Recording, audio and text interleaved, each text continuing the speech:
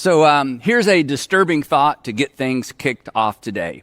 The easiest person to deceive is the person in the mirror. The easiest person to deceive is the person in the mirror. And it shouldn't be this way, and we'll talk about why it's this way in a minute. It shouldn't be this way, but for the moment, I just want you to let this sink in. Actually, I would like to kind of rub it in. You think about it. You have talked yourself into, to the point of today's message, you have deceived yourself into, you have sold yourself on every bad decision you have ever made. Worse, you are the mastermind. I mean, you thought this stuff up. You are the mastermind behind most of your most regrettable decisions, whether they were financial, relational, professional, academic. You were there for all of them. Just to make it worse, you've probably done more to undermine your own success and your own progress than any other individual on the planet. Now, granted, there were outside pressures, there were other voices, people promising you stuff, trying to sell you stuff, but in the end, you decided. And the reason I know so much about you is, well, I know so much about me because I'm equally guilty like you. There's a sales associate that lives in my head, and his voice sounds a lot like my voice, and although his logic is completely flawed and his sales pitches are amateur at best, I fall for him anyway. So what's up with that? And what's wrong with me? And what's wrong with you? And what's wrong with us? And to the point of today's message, what can we do about it? So today is part 2 of our series, Better Decisions, Fewer Regrets. And as you may know, I recently published a book under this title. And for that reason, I was a bit hesitant to turn this into message content or into a series, lest people think I'm just trying to sell books. But in fact, this series is designed to provide you with the content of the book so you don't have to read the book. Better Decisions, Fewer Regrets. Now, the big idea of this series is the often overlooked relationship between good questions and good decisions. Good questions and good decisions. Good questions actually set us up for good or better decisions. And then there's a sense in which our decisions are really never any better than the questions that we ask or actually don't think to ask. And I'm absolutely convinced that if you will ask and if you will answer honestly and then act on your answer to the 5 questions in this series, you will in fact make better decisions and you will live with fewer regrets. Your life will be better. And the people who look to you, depend on you, their lives will be better as well. Because, and this is so important, let's face it, we aren't the only people impacted by our decisions. And we aren't the only people impacted by our regrets either. And parents, grandparents, if you will teach your kids and if you will teach your grandkids to ask these 5 questions, I promise their lives will be better as well. Now, last time we were together when we kicked this whole thing off, I suggested that you memorize a saying from the book of Proverbs. So if you memorized it, I would like for you to raise your hand if you did. Oh, that's great. About looks like maybe 10, 15% of you did. Now, the reason for the homework assignment is that this simple saying from the book of Proverbs actually reminds us to consider what's coming, not just what's right in front of us. Ultimate, not just the immediate outcome of our decisions. And here's the verse in case you missed the first part or in case you haven't committed it to memory yet. And this is a verse, as I said last time, I memorized early on and I taught my kids early on. Here's what the writer of Proverbs says. The prudent see danger, and when they see danger, they do the appropriate thing. They take refuge. But the simple or the naive, they just keep going. They just ignore what they see and they pay the penalty. When deciding what to do, prudent people or wise people take into consideration the long-term results of whatever options they're considering. But simple people, naive people, not so much. They fall for the amateur sales pitches of the salesperson in their head. They opt for now over later. So here's the thing.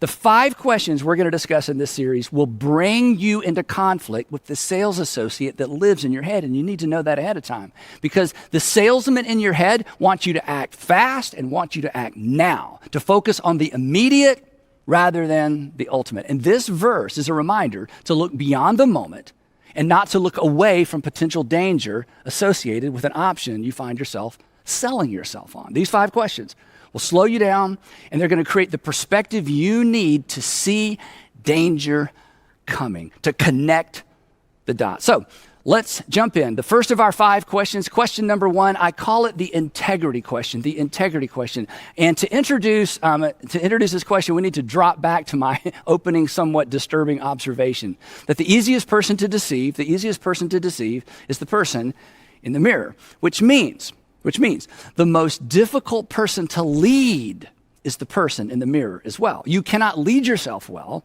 as long as you are deceiving or lying to yourself. Have you ever tried to lead a liar?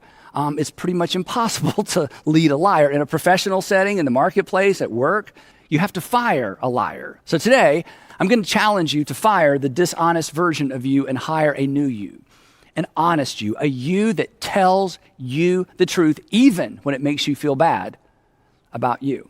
Now, you know from experience that dishonesty erodes credibility, right? I mean, and in a similar way, and this is kind of odd to think about, in a similar way, when we are dishonest with ourselves, it erodes credibility within ourselves. And I know that sounds strange, but think about it this way.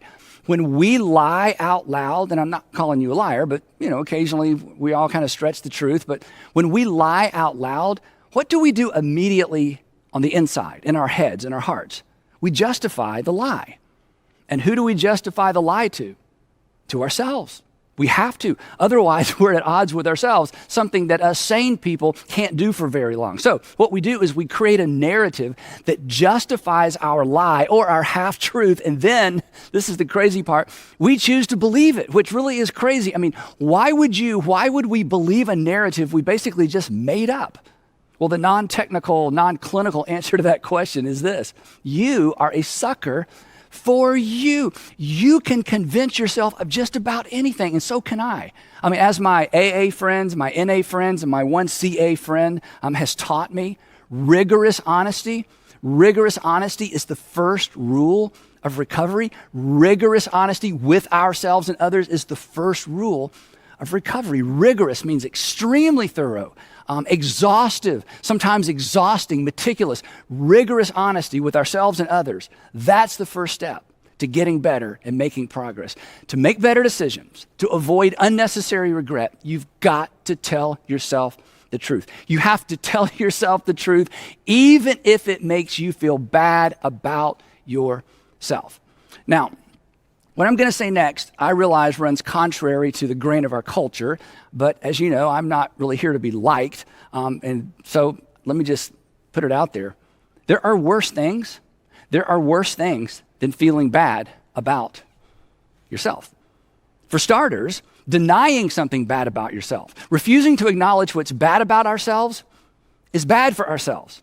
So to make the best decision, you have to be honest with yourself, even if it makes you feel bad about yourself. Or to put it another way, you will never get where you need to be until you acknowledge where you actually are. Besides, if you aren't honest about why you're choosing what you're choosing, think about this. You'll have a difficult time taking responsibility for the outcome of that decision. And we have an adjective for people who refuse to take responsibility for the outcomes of their decisions, don't we? We call them irresponsible. Do you want to be irresponsible? If we're dishonest with ourselves when we're making a decision, we will be dishonest with ourselves about where to lay the blame for the outcome of our bad decisions. In this way, this is important. In this way, dishonesty leads to irresponsibility. And you know what? You've seen that play out in the lives of other people. Now, the fact that everything I've said so far is pretty much obvious. You probably didn't write any of that down. It doesn't make any of this easy, and it doesn't make it easy to get this right. In fact, your first step may be being honest with yourself about the fact that you're not always honest with yourself. But whatever the case, to decide your way into a better future, and that's what this whole series is about, to decide your way into a better future, you've got to develop the habit of telling yourself the truth, specifically the uncomfortable truth about why you choose what you choose to do. And that leads us at last to the first of our 5 questions. And the first question to ask anytime you're making a big decision is the integrity question. And the question is simply this: am I being honest with myself? Am I being honest with myself? Now, you may not owe it to anyone else, but you owe it to yourself to be honest with yourself about the decisions and the choices that you make, why you do what you do. If you want to justify your decisions to other people, that's fine, I guess. But there's no win. There is no win in justifying your decisions to yourself. Besides justifying, do you know what justifying is? Justifying is really just a lying. And why would we just a lie to ourselves? So just tell yourself the truth. Now, it actually helps to ask this question out loud. In fact, all 5 of these questions, it helps if you ask them out loud, but this one in particular. And it actually helps to ask this question twice. But on the second round, you should add a word. And some of you already know what that word is. Am I being honest with myself? Really? Am I being honest with myself really? And the reason we have to add really is because we are so prone to deceive ourselves. Why am I doing this? Really? Why am I avoiding him? Really? Why do I keep postponing that? Really? Why do I keep making excuses? Really? Why did I say yes? Really? Why did I choose to wear this? Really? Why did I choose to purchase or lease that? Really? Why did I move in? Really? Why am I moving out? Really? Why won't I get help? Really? And here's the thing. You may not be good at selling anything to anybody else, but when it comes to selling yourself on a bad idea, you're amazing. Me too. Our greatest regrets are associated with things, opportunities, and people we sold ourselves on. I mean, just think back to your last bad relationship decision. You were in love or you were in lust or something, whatever it was, you were in it. And your mama tried to warn you, your best friend tried to warn you, but you assured them you knew exactly what you were doing. And then looking back, you wonder, what was I doing? What was I thinking? Which is the problem. You weren't thinking. You were selling. You were selling yourself. And the same is true for your most recent bad purchasing decision. Once you had it in your hand, or once you had your heart set on it, on whatever it was pretty much over. It was like something took over. And the next thing you know, you're handing your credit card to someone you don't even know to buy something you couldn't or perhaps shouldn't even afford. And why? Because you sold yourself. So here's a little tip. In fact, if you don't remember anything else from our time together today, I want you to remember this. As soon as you start selling yourself on anything, you should hit pause. The moment you begin selling yourself, you should hit pause. And here's why. Because we rarely have to sell ourselves on a good idea. When it comes to good ideas or good decisions, we usually just know. So let's just stop with all that. Just tell yourself the unfiltered truth. Be honest with yourself. I mean, come on. It's not going to hurt. Well, you may hurt your own feelings momentarily, but in the end, you're going to be better off. We all are, right? I mean, lights will come on. And granted, lights can be terrifying. Just ask the roaches and the rats, right? But light is a disinfectant, and truth is as well. They go hand in hand. So bring your narratives and bring your justifications and bring your excuses into the light and just tell yourself the truth. You're going to make better decisions. Now, if everything were equal, if we were kind of wired to decide what's best for us, this would be really easy. In fact, if that were the case, we'd be pretty much done here. Just tell yourself the truth. I'll see you next time, right? But things aren't equal. And as it turns out, choosing what's best isn't what's natural. Now, naturalists, and you may be a naturalist or materialist, they have an explanation. You may have an explanation for why it's so difficult for us to tell ourselves the truth. Christians have a different explanation. But everybody pretty much agrees that we come into the world with a natural propensity on selling ourselves what we want to do rather than what we ought to do.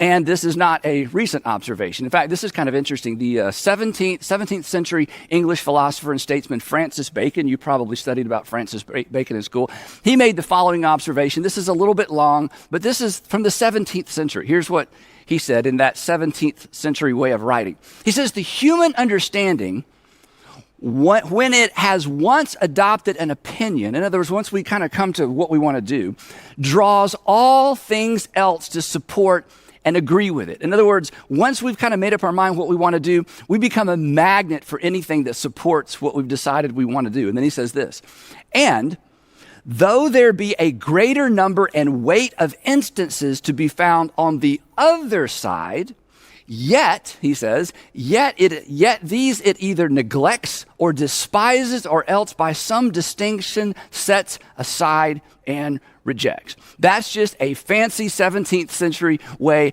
of describing what we call confirmation bias. That we are naturally open, or we naturally open ourselves up to anything that confirms what we already think and what we already want to do. And we instinctively, I love the way he says it, we instinctively set aside or reject anything to the contrary. Again, just think back to your last bad relationship decision. You were warned, and it wasn't that you wouldn't listen, it was more like you couldn't listen. I mean, think back to that recent bad purchasing decision. It's so clear now. But in the moment, Francis was correct. The human understanding, when it has once adopted an opinion, I've already made up my mind, draws everything else or all things else to support and agree with it. And though, he says, and though there be a greater number and weight of instances to be found on the other side, in other words, even though there's plenty of arguments to the contrary, yet these our minds either neglects or despises, or else by some distinction sets aside and rejects. That's been going on for a long time, and this is helpful in terms of an observation, but it doesn't really tell us why this is the case, nor does Francis tell us what to do about it. But almost 2,500 years before Francis Bacon wrote these words, a Judean court advisor turned prophet made a similar observation. But fortunately for us, he added a bit of helpful explanation. And the context for his observation, I think it's both fascinating and instructive. So here's the backstory. Around 600 BC, Jeremiah, who's the author of the Old Testament book Jeremiah, served as pretty much a professional coach or like a court advisor to a series of Judean kings whose careers honestly would have gone much smoother and whose lives would have lasted much longer had they listened or taken Jeremiah's advice. But of course, the advantage of being a king is that you don't have to take anyone's advice. Now, ancient Judah was essentially like the bottom half of what we consider the Holy Land. So that's where this story takes place. Jeremiah actually began his coaching career with young King Jehoiakim. King Jehoiakim was pretty much a teenager at the time. And at the time he became king, Judah was actually paying an annual tribute or a financial tribute to Babylon, who in return would then provide military support and then pretty much allow Judah to run her own affairs. So after 3 years of paying this tribute, King Jehoiakim decides, you know what, enough of that, and he quit making payments. And then, worse than that, he changed banks, meaning he declared loyalty to Babylon's arch rival, Egypt. And when Jeremiah, his advisor, heard about Jehoiakim's decision, he begged him to reverse course. This wasn't just a bad decision. This was a dangerous decision as well, because the mighty King Nebuchadnezzar was already in a really foul military mood after being defeated by the Egyptian army just a few months earlier. So Jeremiah rightly assumed that Nebuchadnezzar would love to find a place to vent his frustration, and a vassal state that had just sworn loyalty to his enemy, Egypt, well, Judah would be the perfect target. And not only was Jehoiakim's decision foolish and dangerous, Jeremiah assured him that, well, this decision is actually in direct opposition to God's will for the people and for the nation as well. But Jehoiakim, not impressed. He's the king. Besides, Jehoiakim had long since abandoned the ways of Judaism. He was a merciless tyrant whose sexual appetites led him far outside the moral prohibitions outlined in the Jewish law. So he did what kings do. He just ignored Jeremiah. And sure enough, King Nebuchadnezzar did exactly what Jeremiah predicted he would do. He came looking for his tribute. Nebuchadnezzar and his armies laid siege to the city of Jerusalem for 3 months, and then his army entered the city, put Jehoiakim in chains, and then marched him back to the city of Babylon and added him to his king collection. Now, I've mentioned this before, but it's so fascinating. King Nebuchadnezzar collected kings. Some people collect coins. Some people collect baseball cards. King Nebuchadnezzar collected kings. Whenever he conquered a territory, he would capture the king alive, take the king back to Babylon, and add him to his king collection. And then, on special occasions, when he wanted to show off how powerful he was, he would bring all of these kings out, like show and tell, and parade them around the courtroom in golden chains. And each king would walk with his hand on the shoulder of the king in front of him, because In addition to being chained, King Nebuchadnezzar had all of these kings blinded. Now, back to our story. Before leaving Jerusalem, King Nebuchadnezzar crowned Jehoiakim's son, Jehoiachin, to be the next king. He was a whopping 18 years old. And then 3 months later, and I'm going to skip a bunch of history here, 3 months later, Nebuchadnezzar changes his mind.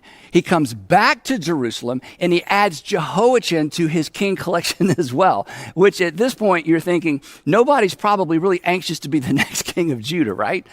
But every kingdom needs a king. So Nebuchadnezzar appoints Jehoiachin's uncle, Zedekiah, to be the next king of Judah. He was 21 years old. But what Zedekiah didn't know, in fact, what nobody knew, is that he would be the last king of Judah because, like the kings before him, he would not listen to sound advice. In fact, one of the Jewish historians said this about him. He did evil.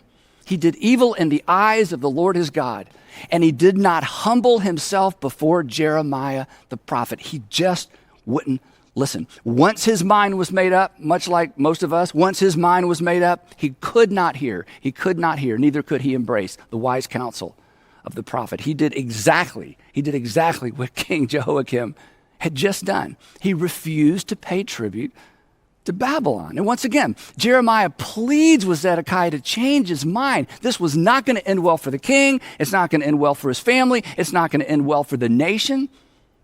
But again, kings will be kings. And when Jeremiah realized Zedekiah wasn't listening, he did something really interesting. He took his message to the streets of Jerusalem, encouraging the citizens. He said to the citizens, Nebuchadnezzar's going to show up. And when he shows up, the best thing to do is to throw open the gates and allow him into the city. Well, when Zedekiah found out what Jeremiah was doing as he marched through town, warning people and giving people this advice, he had Jeremiah thrown into a dry cistern just to shut him up, because he was scaring the children.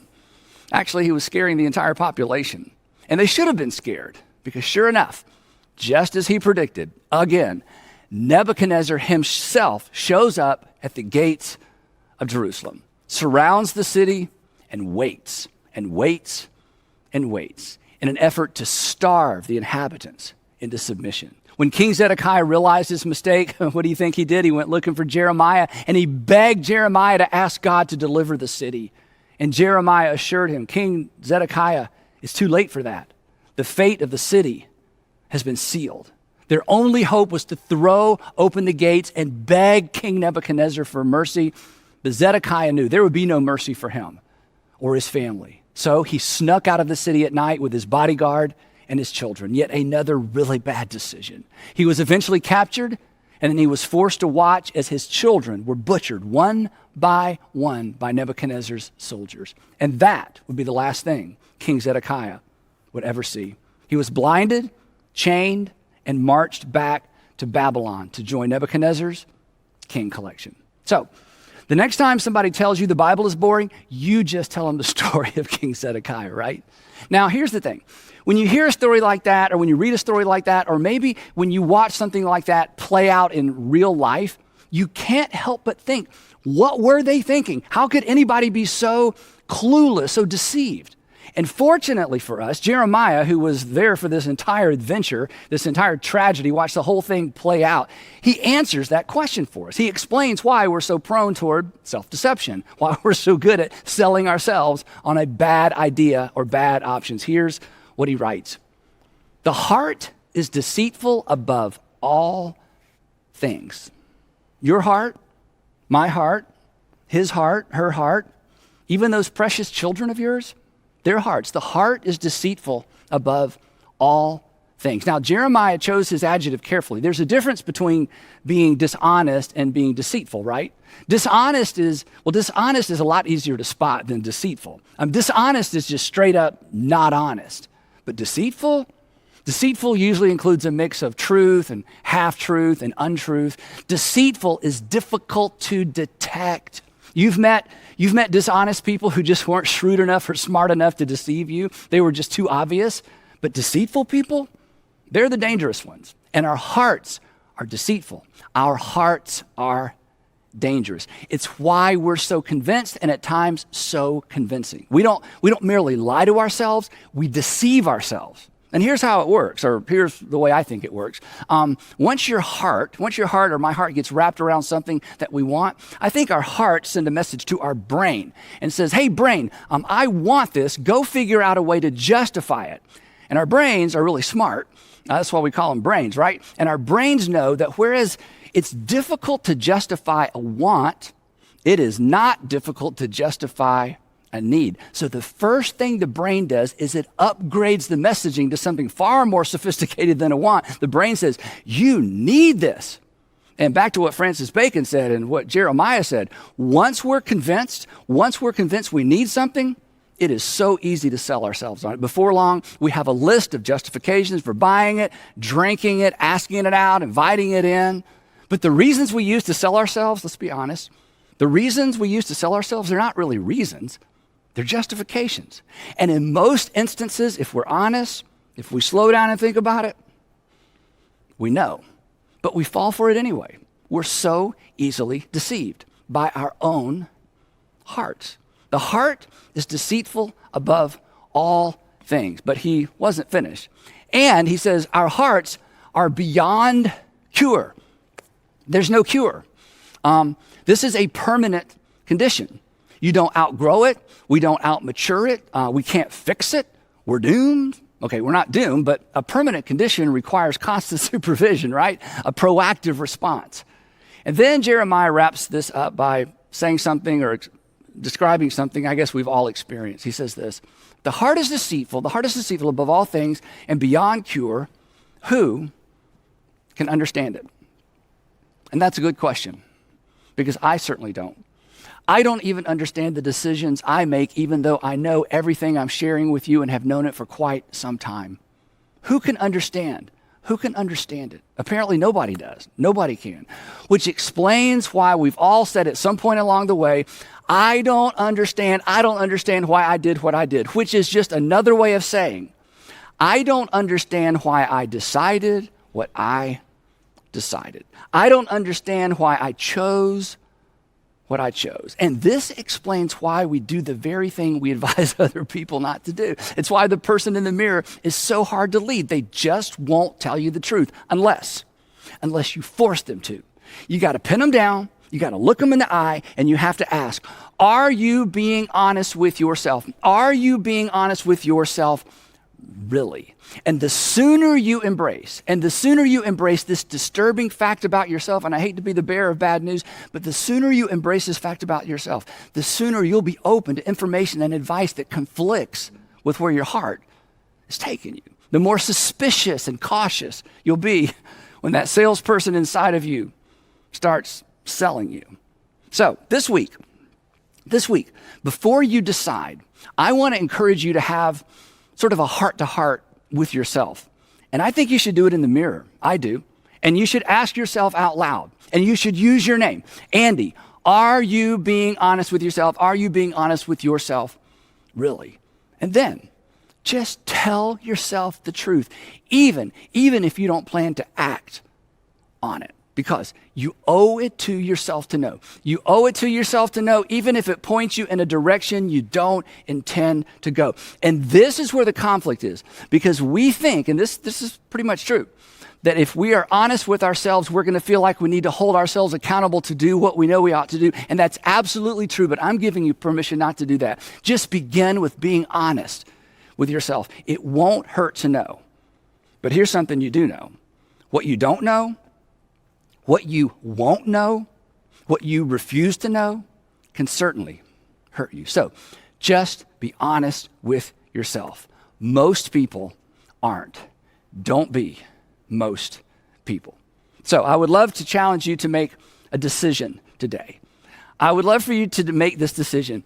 I will not lie to myself. I will not lie to myself, even when the truth makes me feel bad about myself. I will not lie to myself, even if the truth, even if what I discover makes me feel bad about myself, because there are worse things than feeling bad about myself, and that is deceiving myself about something about myself that I need to change.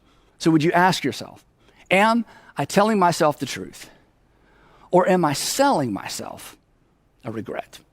Am I telling myself the truth, or am I selling myself a regret? Am I being honest with myself, really? So as we wrap up, I'd like to get this kicked off for some of you, not all of you perhaps, but some of you, and I'd like to just ask a few questions.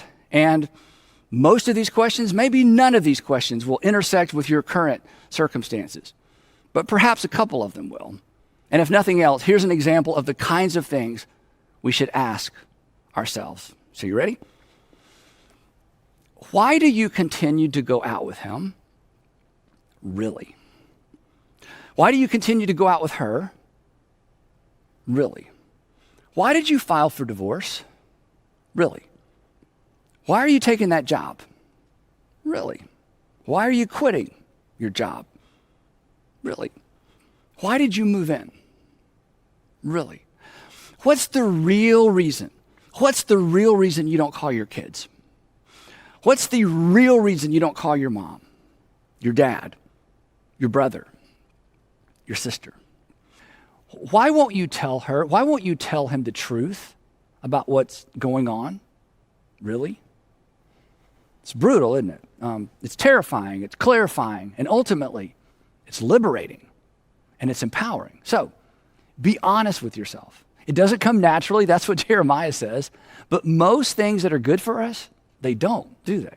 Jeremiah was right. The heart is deceitful above all things, and it is beyond cure. This is a permanent condition. But now you know, and now you know what to do about it. And the prudent, when they see danger, when they see trouble coming, they do something.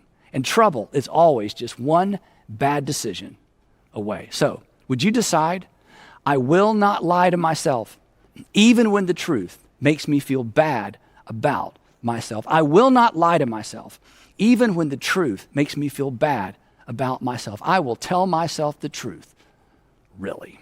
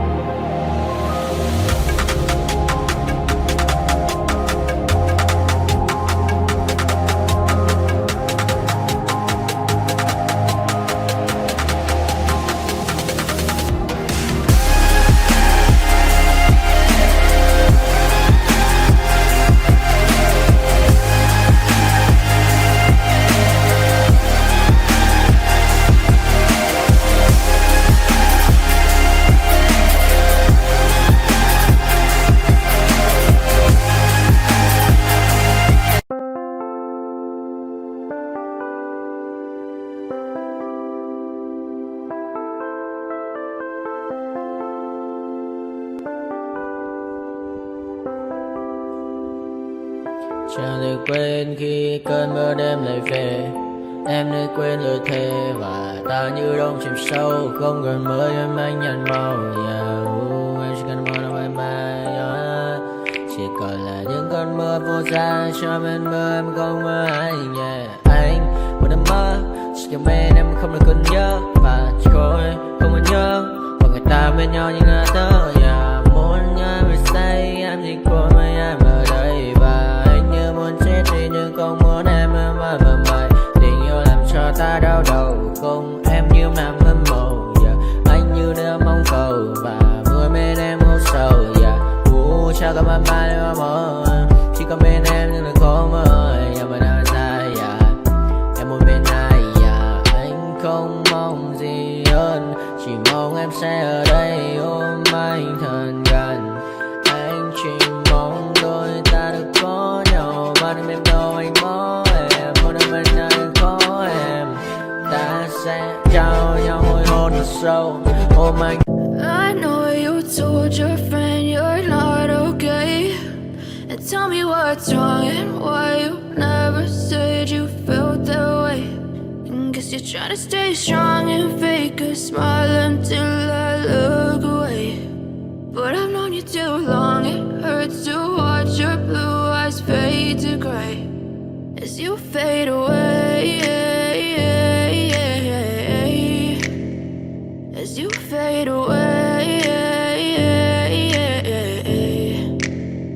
Yeah, I'm about to fade away, cause every time I wake up I feel like it's Monday. Something's going wrong with all the chemicals up in my brain. All of a sudden I don't look at anything the same way. Gotta build up of my thoughts sitting in an ashtray. I'm sorry that I'm so inconvenient, okay. Just let me be me and I'll stay out of your way. I can see the way you look at me, I'm such a disgrace. I never really asked to be brought into this place. You wanna love me? Well then baby I have a taste. All the highs and the lows, no you'll never be the same. I don't really wanna hurt you but I can't control the pain. If you're sticking by my side maybe we could be okay. Okay, maybe you could be the change I need today. I promise that I've never felt this way. I really hope that you will choose to stay through all the pain. I know you told your friend you're not okay, and tell me what's wrong and why you never said you felt that way. And guess you're trying to stay strong and fake a smile until I look away. But I've known you too long, it hurts.